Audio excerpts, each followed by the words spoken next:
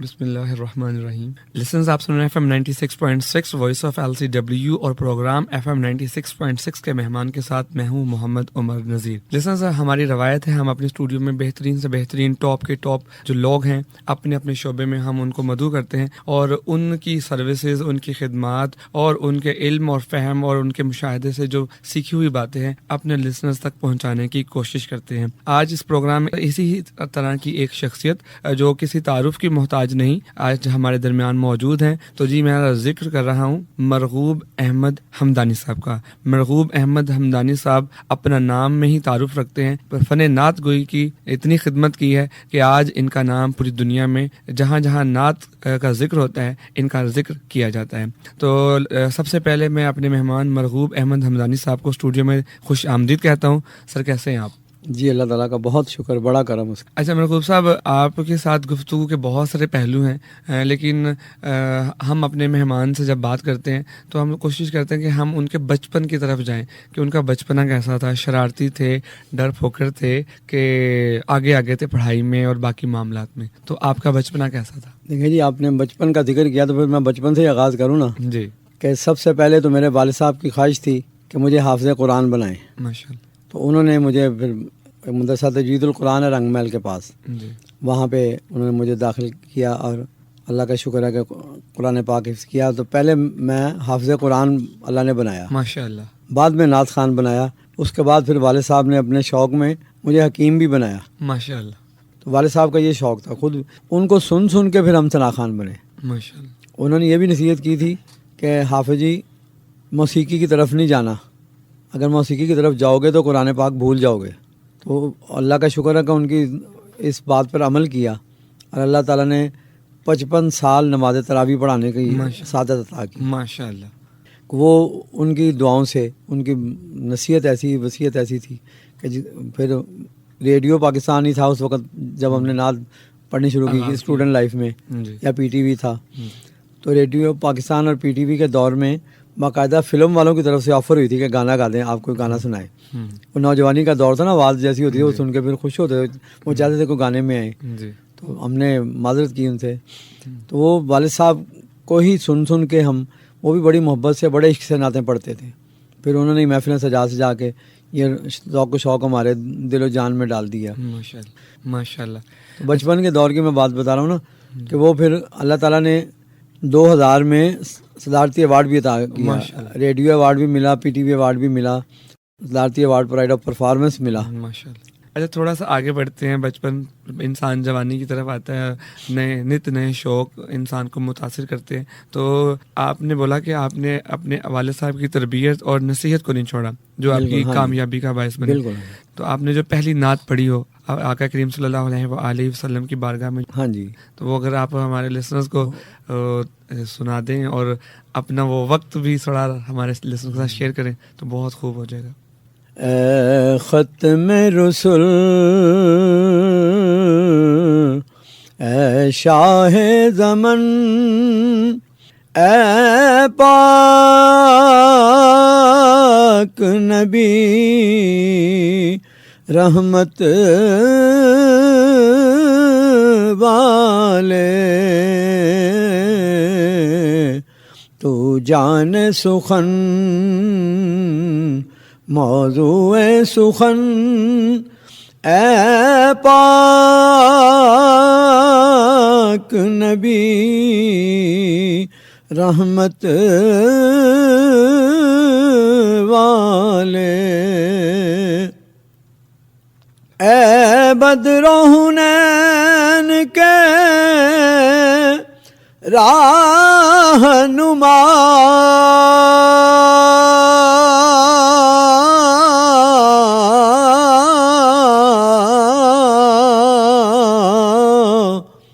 اے فاتح خیبر کے مولا، تیرا ایک اشارہ کفر شکن، اے پاک نبی رحمت والے اے ختم رسل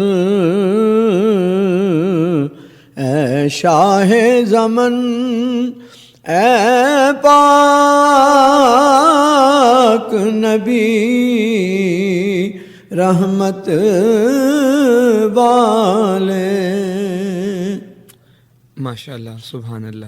اچھا حمدانی صاحب، آپ نے جب یہ آغاز کیا تو آپ نے کسی استاد کی شاگردی اختیار کی کہ والد صاحب ہی آپ کے استاد رہے؟ نہیں، الحمدللہ والد صاحب ہی کی تربیت اور انہیں کو دیکھ کے سن کے. جی اچھا حمدانی صاحب، نعت پڑھنا ایک بڑے مرتبت کی بات ہے، مقام اس کے بڑے اللہ پاک نے رکھے ہیں فضائل. تو آپ بتائیے کہ جب آپ نے اس لائن کا اختیار کیا تو بیلنس کیسے کرتے تھے اپنی لائف کو، کیونکہ یہ ایک ایسا فن ہے جس کا کوئی ثانی نہیں ہے، لیکن آپ نے اپنے معاشرتی نظام میں اپنے معاملات کو بھی لے کے چلنا ہوتا ہے.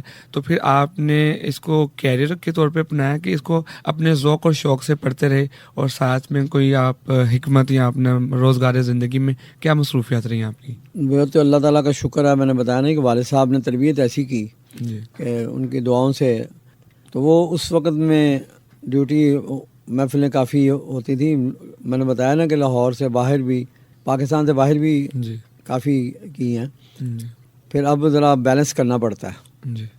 اچھا، آپ اپنے اس فن کو اتنے عرصے سے ماشاءاللہ سے آقا کریم صلی اللہ علیہ وآلہ وسلم کی ثنا خوانی کر رہے ہیں، تو آپ بتائیے کہ آپ نے کوئی ریاضت کا کوئی ٹائم مقرر کیا ہے؟ ریاضت کس طرح سے کرتے ہیں اور آپ کے دن کے اوقات کس طرح سے گزر بسر ہوتے ہیں؟ محفلوں میں پڑھ پڑھ کے اسی سے اللہ تعالیٰ کی طرف سے پریکٹس عطا ہو رہتی جاتی، ہے. پریکٹس ادھر سے ہو جاتی. جی کوئی جو چیز پہلے تیار نہیں ہے، جی جب محفل میں ایک دفعہ پڑھی تو تھوڑی سی اس میں کمزوری کمی ہے، جی پھر دوسری تیسری دفعہ پڑھی جو بار بار ریپیٹ کرنے سے وہ چیزیں خود بخود ٹھیک ہو جاتی، سیٹ ہو جاتی تھی. جی ماشاء. کہاں آنا جانا زیادہ رہتا ہے اور کہاں پہ آپ خاص کر ہمیں روزہ رسول کے حوالے سے بھی بتائیے گا کہ وہاں پہ آپ کی کیا کیفیات ہوتی ہیں اور کس طرح سے وہاں پہ لوگ ذوق و شوق سے آپ کو سنتے ہیں؟ نہیں، اللہ تعالیٰ کا شکر ہے. میں نے بتایا نا کہ 88 میں انگلینڈ گئے تھے، جی تو لیکن مڈل ایسٹ میں ماشاءاللہ کافی، میں نے بتایا نا کہ بحرین میں، جی دبئی میں، ابو ظبی میں، جی لیکن سب سے زیادہ پروگرام مسقط میں جی ہوئے. جی جی سلالہ اور مسقط یہ عمان میں ہی ہیں. جی. اچھا حمدانی صاحب، جب آپ کو سب سے پہلی دفعہ روزہ رسول پہ جانے کا موقع ملا تو آپ نعت خواں ہیں، آپ آقا کریم صلی اللہ علیہ وآلہ وسلم کی تعریف لوگوں کو بتاتے ہیں، ان کے اوصاف لوگوں کے سامنے بیان کرتے ہیں. تو جب آپ اس ہستی کے روبرو ہوئے تو وہ کیا منظر تھے، وہ کیا کیفیات تھیں آپ؟ تو اس وقت 83 کا دور تھا. 2 مہینے وہاں قیام ملا، حاجیوں کی خدمت کرنے کا موقع ملا حکومت پاکستان کی طرف سے.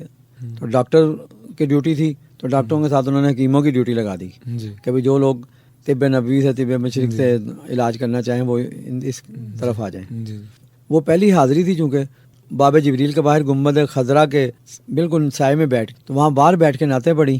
سبحان اللہ. تو نعتیں پڑھتے پڑھتے اذان ہو گئی. جی پھر اذان کے بعد دروازے کھلے ہیں جب، جی تو اندر گئے تو اللہ تعالیٰ نے ایسا کرم کیا سرکار کے کرم سے کہ وہ آپ کے قدمین شریفین سے جالیاں چومنے کا موقع مل گیا، سبحان اللہ. وہ تحفہ مل گیا. اس موقع کی نزاکت کا ہم بھی فائدہ اٹھاتے ہیں اور اپنے لسنرز کو گوش گزار کرنا چاہیں گے. جس کلام کا آپ تذکرہ کر رہے ہیں اس کا کچھ حصہ ہمارے لسنرز کے گوش ہاں جی. گزار کیجیے. منظر ہو بیان کیسے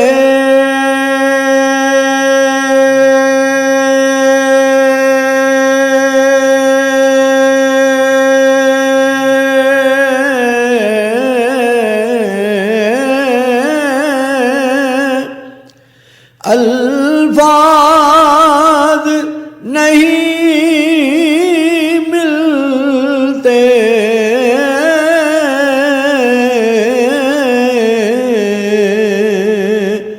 جس وقت محمد کا دربار نظر آئے.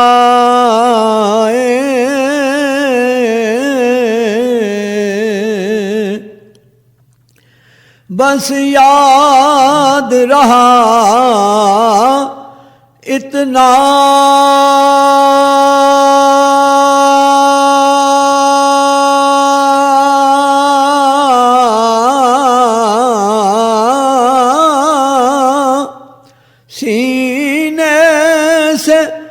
لگی جالی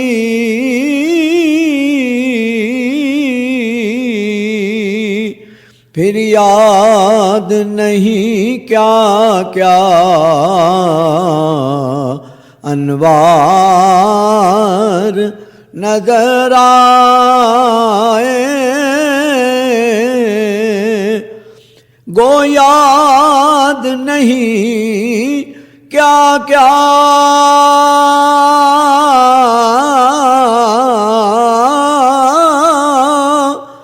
انوار نظر آئے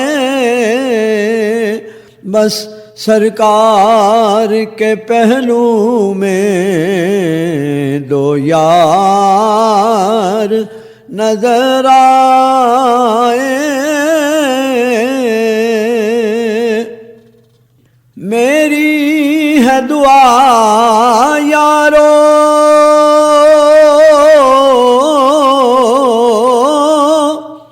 کہ سرکار کے روضے پر اللہ کرے میرا ہر یار نظر آئے اللہ کرے میرا ہر یار نظر آئے جب مسجد نبوی کے مینار نظر آئے اللہ کی رحمت کے آثار نظر آئے